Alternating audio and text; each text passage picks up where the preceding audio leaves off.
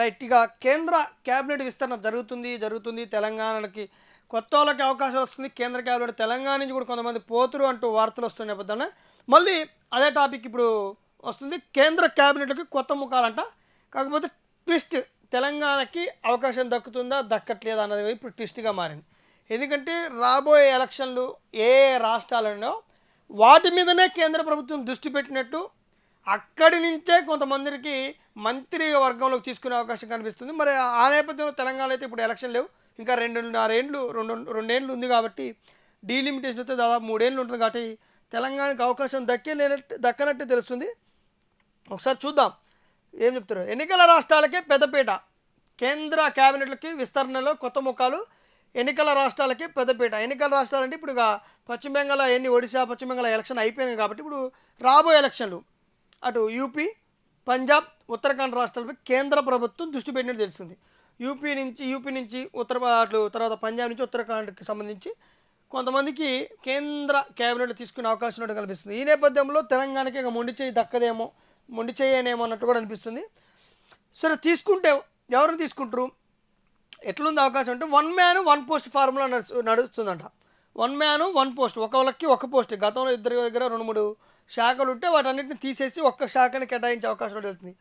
Party పదవుల నుంచి కొందరు మోడీ క్యాబినెట్కి చేరనుండగా మరికొందరు సీనియర్లకు మంత్రివర్గం నుంచి పార్టీ పదవులు షిఫ్ట్ అయ్యే ఛాన్స్ ఉందంట. ఇంకొందరు సీనియర్ నాయకులను రాష్ట్రాల గవర్నర్లుగా నియమించే అవకాశం ఉందంట. అలాగే కేంద్ర క్యాబినెట్లో ఉన్న మంత్రులు పోర్ట్ఫోలియోలోనూ మార్పులు జరగవచ్చు. పెద్ద స్థాయిలో జరగనున్న ఈ చేర్పులకు బీజేపీ అనుసరించే ఒకే వ్యక్తికి ఒకే పోస్ట్ అన్న సూత్రాన్ని అమలు చేయనున్నట్లు ప్రచారం జరుగుతుంది. కొంతమంది గవర్నర్లుగాను, కొంతమందిని పక్క రాష్ట్రాల గవర్నర్ పంపించే అవకాశం ఉందంట. తర్వాత 1 మ్యాన్ 1 పోస్ట్ అంట. ఒకరికి ఒకటే శాఖని పోర్ట్ఫోలియోని కేటాయించాలని కూడా ఆలోచిస్తుంది. కొన్ని మార్పు చేర్పులు కూడా చేస్తుంది. ముఖ్యంగా ఇప్పుడు ఫైనాన్షియల్ మినిస్టర్ కూడా నిర్మలా సీతారామన్కి ధర్మేంద్ర ప్రధాన్ పోస్టులోకి, అంటే కేంద్ర విద్యాశాఖ మంత్రి ధర్మేంద్ర ప్రధాన్ ఈ మధ్య నీట్ పేపర్ లీకేజ్లో ఆయన మీద బాగా ఆరోపణలు వచ్చిన నేపథ్యంలో అన్న నేపథ్యంలోనే ఆయన పోస్టు నిర్మలా సీతారామన్కి ఇచ్చే అవకాశం ఉన్నట్లు తెలుస్తుంది. మరి Nirmala Sitharaman financial minister post కాస్త ధర్మేంద్ర ప్రధాన్ పోస్టుకు పోతే, అంటే విద్యాశాఖ మంత్రిగా ఆమె పోతే, మరి విద్యాశాఖ మంత్రిగా ఉన్నటువంటి ధర్మేంద్ర ప్రధాన్కి అసలు ఏం చేస్తారు? డిమోషన్ తప్పదా, లేకపోతే ఇంకో పోర్ట్ఫోలియో ఇస్తాడా? మరి ఫైనాన్స్ మినిస్టర్ ఎవరికి ఇస్తారు అనేది కూడా ఇప్పుడు ఆసక్తిగా మారింది. ఇక తర్వాత మనం ఇప్పటికే చెప్పినాం, అనురాగ్ ఠాకూర్కు మళ్ళీ కేబినెట్లో చోటు దక్కనట్లు తెలుస్తుంది. దేశ ఆర్థిక విధాన్ని గైడ్ చేయడానికి అనురాగ్ ఠాకూర్ లేకపోతే ఆర్బీఐ మాజీ గవర్నర్ శక్తికాంత దాస్కు, ఆర్బీఐ మాజీ గవర్నర్ శక్తిశాంతకు, ఎందుకంటే దేశ ఆర్థిక వ్యవస్థ గురించి కొద్దిగా అవగాహన ఉంది కాబట్టి ఆయనకి ఫైనాన్స్ మినిస్టర్ ఇచ్చే అవకాశం ఉన్నట్లు కూడా తెలుస్తుంది.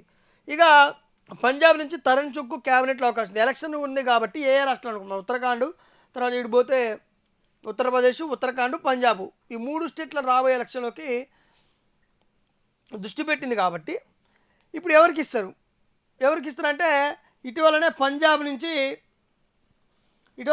నుంచి అటు పంజాబ్ నుంచి ఆప్కు సంబంధించిన నేత రాఘవ్ చద్దా బీజేపీలో జాయిన్ అయ్యింది కాబట్టి ఆయన కూడా పంజాబ్ నుంచి అవకాశం కల్పించే క్యాబినెట్ తీసుకునే అవకాశం ఉన్నట్టుంది. ఎందుకంటే పంజాబ్ మీద ఫోకస్ చేస్తుంది. అక్కడ అక్కడ ఆపు అక్కడ కీలకంగా ఉంది. ఇప్పుడు అక్కడే అధికారంలో ఉంది. అక్కడ మళ్ళీ కాంగ్రెస్ కూడా అక్కడే పునాది వేయాలి మళ్ళీ అనుకుంటున్న నేపథ్యంలోనే, పాగా వేయాలనుకుంటున్న నేపథ్యంలోనే ఈ రెండింటికి చెక్ పెట్టడానికి ఆప్ నుంచి వచ్చినటువంటి రాఘవ్ చద్దాకు పంజాబ్ నుంచి కేబినెట్ తీసుకుని తరుణ్ చుక్ను కూడా తీసుకునే అవకాశం ఉన్నట్టు తెలుస్తుంది. సో ఇట్లా తీసుకుని పోతే మరి పంజాబ్ నుంచి ఉత్తరాఖండ్ నుంచి తీసుకుని పోయి పోర్ట్ఫోలియోలు చేంజ్ చేస్తే మరి తెలంగాణ పరిస్థితి, అంటే ఎలక్షన్ రాబోయే వాటి మీద దృష్టి పెట్టి అక్కడ వాళ్ళకి క్యాబినెట్లో హోదా కల్పిస్తే క్యాబినెట్లోకి తీసుకునే అవకాశం ఉంటే మరి ఇక్కడ తెలంగాణ పరిస్థితి. ఇప్పటికే ఈటెల అటు మహిళా కోటాలో డీకేఆర్న పేర్లు వినిపిస్తున్నప్పుడు కూడా ప్రస్తుత పరిణామాల ప్రకారం వాళ్ళిద్దరిని క్యాబినెట్ తీసుకున్నట్టయితే ఎక్కడ వార్తలు అయితే రావట్లేదు. ఎందుకంటే బీజేపీ మెయిన్ ఫోకస్ రాబోయే ఎలక్షన్ ఉన్న 3 రాష్ట్రాల మీద, ఉత్తరాఖండ్, ఉత్తరప్రదేశ్, పంజాబ్ మీద పెట్టినట్టు తెలుస్తుంది. మరి తెలంగాణకి మొండి చేయిస్తుందా? అనుకున్నట్టుగానే మహిళా కోటాలో డీకేఆర్నకు, బీసీ కోటాలో ఈటలను తీసుకునే అవకాశం ఉందా అనేది మాత్రం వేచి చూడాల్సి ఉంది.